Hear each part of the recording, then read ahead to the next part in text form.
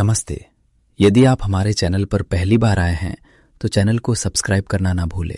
एक सवाल जो अक्सर उठता है वो ये है कि जो हमारा प्राचीन साहित्य है उसे आज की पीढ़ी के लिए दिलचस्प और रेलेवेंट कैसे बनाया जाए।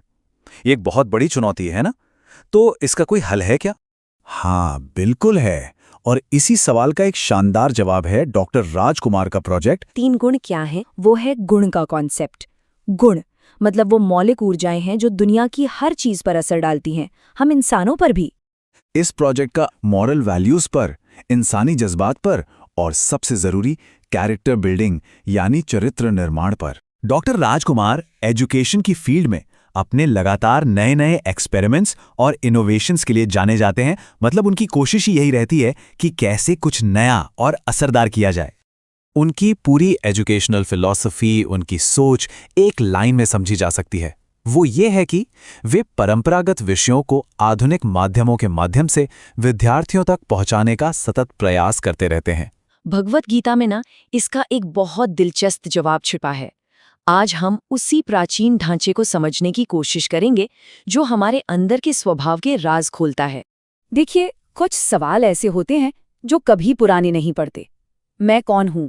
मुझे आखिर करना क्या चाहिए? सही क्या है, गलत क्या है? ये सवाल सिर्फ आज के जमाने के नहीं है, बल्कि सदियों से हर इंसान अपने आप से ये पूछता आया है। और ऐसा ही एक सवाल कुरुक्षेत्र के मैदान में अर्जुन के मन में भी उठा था, जब वो युद्ध के मैदान में खड़े थे, बिल्कुल निराश, अपने ही काम, अपने ही मकसद पर सवाल उठा रहे थे। अब ये सिर्फ एक कहानी नहीं है, ये हम सबके अंदर चलने वाले संघर्ष का एक आईना है। जिंदगी में कई बार हम भी तो अर्जुन की तरह एक ऐसे मोड़ पर खड़े होते हैं जहाँ समझ नहीं आता कि कौन सा रास्ता चुने। तो सवाल उठता है, इस कन्फ्यूजन से बाहर कैसे निकलें? गीता हमें इसके लिए एक बड़ा ही साफ सा ढांचा देती है, और आज हम उसी की बात करेंगे।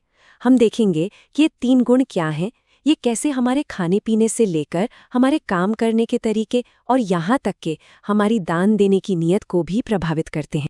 तो चलिए इसमें थोड़ी गहराई में उतरते हैं। इस पूरे ढांचे का जो आधार है वो है गुण का कॉन्सेप्ट। गुण मतलब वो मौलिक ऊर्जाएं हैं जो दुनिया की हर चीज पर असर डालती हैं, हम इंसानों पर भी।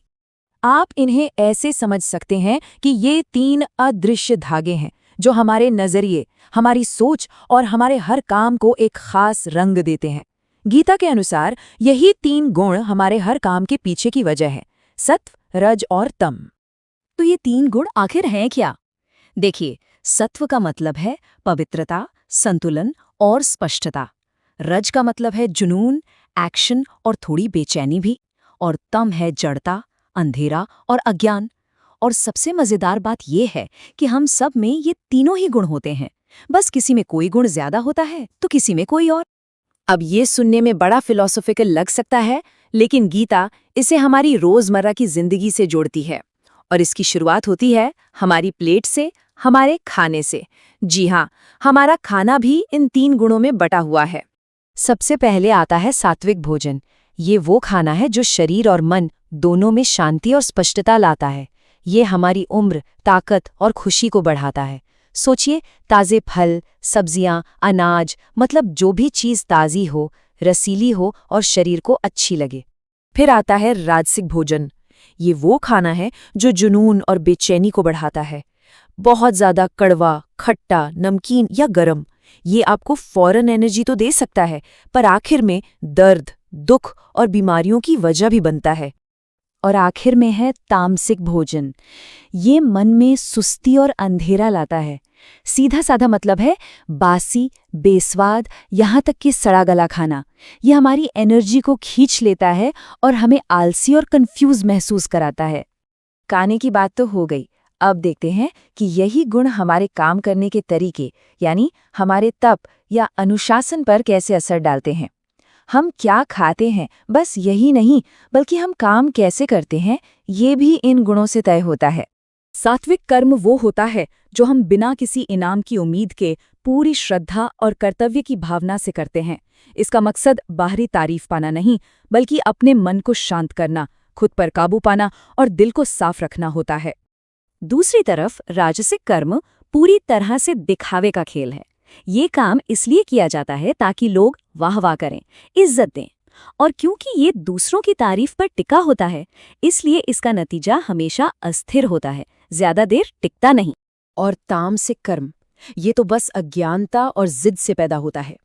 ये या तो किसी गलत सोच की वजह से किया जाता है, या खुद को तकलीफ देने के लिए, या फिर किसी और का बुरा करने की नीयत से। ऐसे काम हमेशा नुकसान ही पहुंचाते हैं। और अब आते हैं जिंदगी के एक और बहुत ही अहम पहलू पर, दान देना। यहाँ भी गीता हमें दिखाती है कि सिर्फ काम करना जरूरी नहीं है, उसके पीछे की नीयत क्या है वो सबसे ज्यादा मायने रखती है। सात्विक दान वो है जो पूरी तरह से निस्वार्थ हो, मतलब बिना कुछ वापस पाने की उम्मीद के सही वक्त, सही जगह और सही इंसान को दिया जाए। इसे बस एक फर्ज की तरह निभाया जाता है। राजसिक दान एक तरह का सौदा है। ये हमेशा किसी न किसी मतलब से दिया जाता है, या तो बदले में कुछ पाने के लिए या भविष्य में किसी इनाम की उम्मीद में, और अक्सर ये बेमन से या बड़ी मुश्किल से दिया जाता है। और तामसिक दान, ये तो देने की भावना का मजाक है। ये गलत वक्त पर गलत इंसान को और बिना किसी इज्जत के तिरस्कार के साथ दिया जाता है। ऐसा दान किसी काम का नहीं होता, बल्कि नुकसानदेह हो सकता है। तो खाने से लेकर काम करने और दान देने तक हमने देखा कि कैसे ये 3 गुण हमारी जिंदगी के हर हिस्से में मौजूद हैं। तो अब सवाल ये उठता है कि इस जानकारी का हम करें क्या?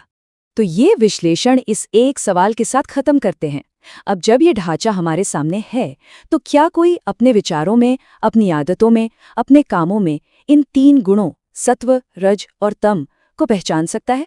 ये खुद को समझने का एक बहुत शक्तिशाली जरिया हो सकता है, ये समझने का कि हम असल में कौन हैं और हम क्या बन सकते हैं। वीडियो आपको अच्छा लगे तो लाइक करें, शेयर करें और ऐसी ही ज्ञानवर्धक एवं रोचक एनिमेशन वीडियो देखने के लिए हमारे चैनल के साथ जुड़े रहें।